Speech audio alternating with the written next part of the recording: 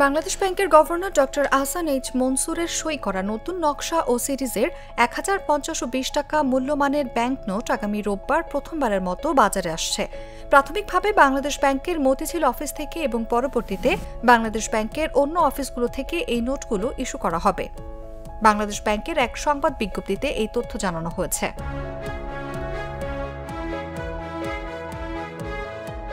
বিজ্ঞপ্তিতে বাংলাদেশ ব্যাংক জানিয়েছে, বাংলাদেশ ব্যাংক বাংলাদেশের ঐতিহাসিক এবং প্রত্নতাত্ত্বিক স্থাপত্য শীর্ষক নতুন ডিজাইন ও সিরিজের সব মূল্যমানের ১,৫০০, ২০০, ১০০, ৫০, ২০, ১০, ৫ ও ২ টাকা নতুন নোট মুদ্রণের কার্যক্রম গ্রহণ করেছে। গভর্নর ডক্টর আহসান এইচ মনসুরের সই করা নতুন ডিজাইন ও সিরিজের ১,৫২০ টাকা মূল্যবান ব্যাংক নোট ১ জুন প্রথমবারের মতো বাজারে দেয়া হবে। বর্ণিত নোটসমূহ ওই তারিখে প্রাথমিকভাবে বাংলাদেশ ব্যাংকের মতিঝিল অফিস থেকে এবং পরবর্তীতে বাংলাদেশ ব্যাংকের অন্যান্য অফিস থেকে ইস্যু করা হবে। এসব মূল্যমানের নতুন নোটের পাশাপাশি বর্তমানে প্রচলিত সব কাগজে নোট এবং ধাতব মুদ্রাও যথারীতি চালু থাকবে।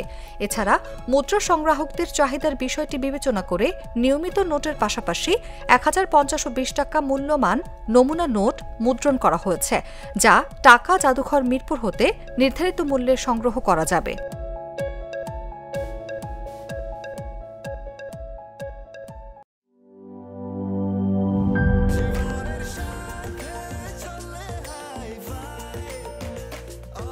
স্বাস্থ্যকর অল টাইম, সব সময় অল টাইম হেলদি লাইফ।